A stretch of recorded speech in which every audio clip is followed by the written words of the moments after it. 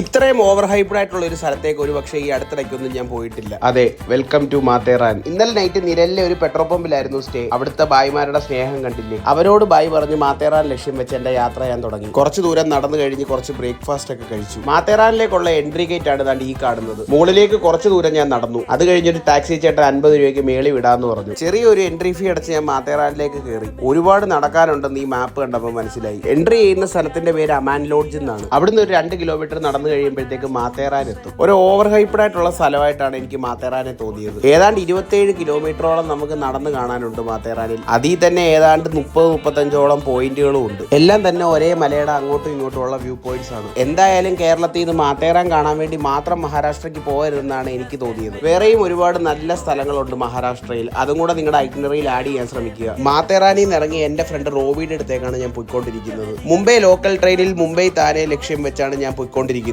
മഹാരാഷ്ട്ര എത്തിയ വടാപ്പാവാണ് മെയിൻ. കുറച്ച് കഴിഞ്ഞ് എന്റെ ഫ്രണ്ട് വന്നു. ഞാൻ പുള്ളിയുടെ കൂടെ പുള്ളിയുടെ വീട്ടിലേക്ക് പോയി.